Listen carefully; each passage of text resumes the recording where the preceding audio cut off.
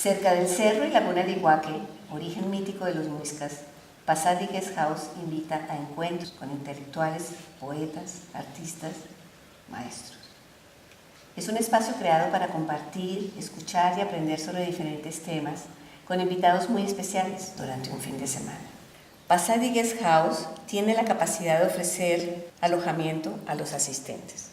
Algunos de los temas son arte, literatura, poesía, cine, teatro, psicología, expresión de creatividad, ecología, música, conciertos, apreciación musical, yoga, ayurveda, tantra, espiritualidad y muchos otros. Nos pareció una idea lindísima comenzar a hacer estas charlas con escritores. Como Renata, pues sabemos que es una escritora fabulosa, además de amiga, de hermana, y la queremos montones. Vamos a aprender sobre Juan Rulfo y Octavio Paz. Porque has hecho todo, así con ese fervor estás haciendo también esto. Y pues me abrieron la puerta para contarles aquí de Octavio Paz y de Rulfo, y además que pienso que esa iniciativa va a valer mucho la pena, porque no es solamente lo literario, sino que van a hablar de cine, van a hablar de pintura, de arte, van a venir distintas personas. Entonces no es la conferencia así magistral ni muchísimo menos, sino simplemente conversación, lectura. Yo traje algunos pedazos de los libros de Rulfo y de Octavio Paz que me han apasionado toda la vida. Además de que México para mí ha sido un interrogante siempre y como una huella que tenemos todos los colombianos y que tenemos todos los latinoamericanos, porque es como el otro polo. Un polo es Argentina, otro polo es México, pero México es muchísimo más profundo y más arraigado, siento yo, en lo latinoamericano. Entonces me pareció lindo y es una cosa informal y que ojalá se vayan con muchas ganas de leerlos y de conocerlos más a fondo, porque son extraordinarios. Entonces me parece interesante hablarles primero de Rulfo, con toda esa autenticidad, con todo ese amor hacia México y toda esa tragedia de vida que él tuvo. Fue un hombre universal con solo 2 libros, con un libro de fotografías absolutamente extraordinario y con unos guiones de cine. No hizo más y todo lo demás fue trabajar durante el resto de su vida, desde el año 74, digamos la mitad de su vida, se la dedicó a encontrar todas las lenguas de los indígenas, y en el Instituto Nacional Indigenista trabajó por los indígenas y por rescatar sus lenguas.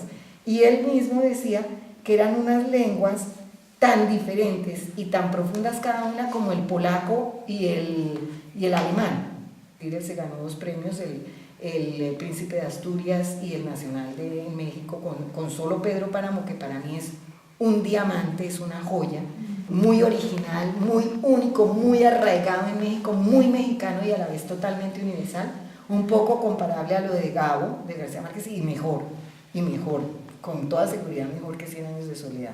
Es más, hay una anécdota muy divertida de Gabo que él contaba, y era que cuando él leyó a Rulfo, Pedro Páramo, él quedó absolutamente deslumbrado y sintió una cosa que solamente había sentido cuando leyó La Metamorfosis de Kafka. Sintió que era algo único, y eso fue porque Álvaro Mutis llegó y le dijo: mire, lea para que aprenda. Y eso él lo contaba con mucho orgullo, porque él decía que lo mejor que él había leído, y uno sí siente cuando lo lee en profundidad. Es un libro que uno tendría que aislarse y leerlo en un ratico, pero miren, es esto, y ni siquiera, aquí están los 2 libros prodigiosos de Rulfo, que son Pedro Páramo y El Llano en Llamas.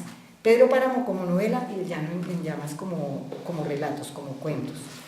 Ambos extraordinarios. Para mí hay una realidad que Rulfo expresó así: escribir lo que uno quiere escribir es lo que importa, y que eso importe por siglos o por horas es lo de menos. Así lo hicieron Rulfo y Octavio Paz. ¿Quién fue Juan Rulfo? Un niño huérfano que le tocó un contexto de guerra, la cosa más pavorosa, porque se estaba viviendo la Revolución Mexicana. Este niño tenía 7 años cuando le mataron el papá en esas luchas intestinas que hubo con la Revolución Mexicana. A pocos años muere la madre. ¿Qué pasa? Acaba en un orfanato. Entonces eso lo destila la novela, porque es como si ese niño que percibió tanto dolor, tanta violencia, tanta incertidumbre entre esas facciones que estaban luchando los unos contra los otros y todo, y fuera de eso el dolor de esa soledad tan pavorosa que él vivió en ese orfanato, para mí son la fuente de su creación. Él mismo dijo esto: viví en una zona de total devastación, no solo devastación humana, sino geográfica. Fue un hombre muy tímido, muy alejado, él nunca quiso dar conferencias ni entrevistas ni casi nada de eso, él se mantenía súper alejado, y cuando en 1974 decidió no volver a escribir, la única explicación que daba era que él estaba dedicado al rescate de los indígenas y las lenguas indígenas, y que eso ya lo había vuelto, su lenguaje se le había vuelto académico, y no un lenguaje creativo como él lo había tenido. Él como guionista de cine fue maravilloso. La otra novela que él escribió fue El Gallo de Oro, pero El Gallo de Oro la acabó adaptando a guión para televisión, que me acuerdo que Fernando Gómez inclusive le ayudó en esa parte, en RTI, Televisión Colombia, y la novela como tal está ahí en los libros, pero realmente él fue un guionista cinematográfico buenísimo, hizo varios guiones, también los hizo con Gabo, la adaptación del Gallo de Oro la hicieron Gabo y Carlos Fuentes. Y en El Gallo de Oro lo que me impresiona muchísimo es ese amor por México y esa tierra tan árida, tan absolutamente violenta, que retrata en todos y cada uno de sus relatos, y surgidos, pienso yo, de aquel momento de tremenda soledad en ese territorio tan árido. Él se volvió alcohólico y desde mucho tiempo fue alcohólico. Cuando escribió sus libros era alcohólico, y cuando finalmente muere porque le daban ya unas convulsiones que le tenían que aplicar anticonvulsivos, y finalmente murió de un cáncer, creo que fue en el hígado, la verdad que no recuerdo, o en el pulmón, porque era un fumador salvaje.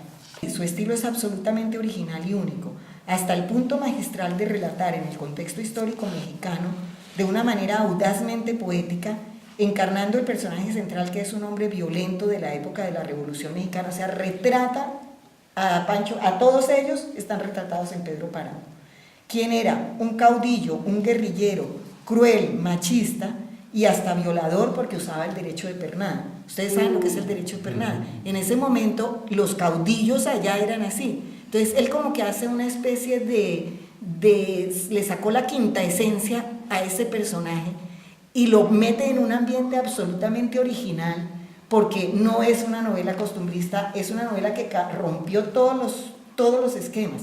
No es costumbrista, no es de la guerra, no, es historia, el contexto histórico está muy fuerte, pero muy bien dibujado, de una manera que solamente él puede hacer. Hay tal densidad lírica en toda la novela, están ligados siempre el amor y la muerte, en una atmósfera que, como dijo el mismo Rulfo, esta es una novela de muertos, de fantasmas que solo por momentos se hacen reales. Lo poético arroja una luz distinta en lo narrado, y así los lectores quedamos envueltos en una magia rara que nos captura de principio a fin. Ese libro uno no lo puede dejar. ¿Por qué para mí Octavio Paz es un humanista del nivel de mucho más allá de un Borges, mucho más allá de los pensadores franceses, de cualquier pensador francés intelectual? Porque es que Octavio Paz, además de todo, y primero que todo, era poeta. Entonces, con esa dimensión de la poesía, su visión de todo es absolutamente plural, múltiple, riquísima, y escribió ensayos, escribió poesía, escribió una novela, libros de cuentos, inclusive ahí está ese, y que son unos cuentos que escribió cuando joven. En el premio Nobel, él empieza a hablar del lenguaje, empieza a hablar de la palabra y empieza a hablar de la poesía, pero todo lo circunscribe al momento que se está viviendo, que son los años 90, y predice que si no se toma, que la tierra, la naturaleza, la tierra está pidiendo a gritos que la oigamos y que nos vamos a acabar, se va a acabar la especie. ¿Qué es para mí lo que une a Octavio Paz y a Rulfo? México, primero que todo, esa tierra mexicana que los nutrió de la manera que los nutrió, y son, digamos, como los árboles milenarios para mí de la poesía y de la escritura, son ellos dos. Es que es una cultura fuerte, me parece. Sí. Sí, es eso. Encontrar la belleza pues en lo árido, en cosas que no tienden a ser bellas, pero pues encuentran que supuestamente bellas, porque es una belleza más profunda. Claro, obvio, la del desierto, la de las rocas, así. Aquí Precioso todo Pero eso. no se podría establecer ahí un paralelo, guardadas proporciones, con José Eustacio Rivera con la obra. Claro, ay, mira su voz.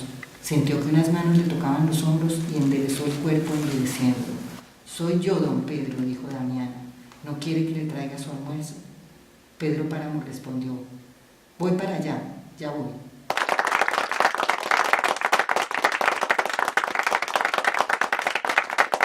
Muchísimas gracias.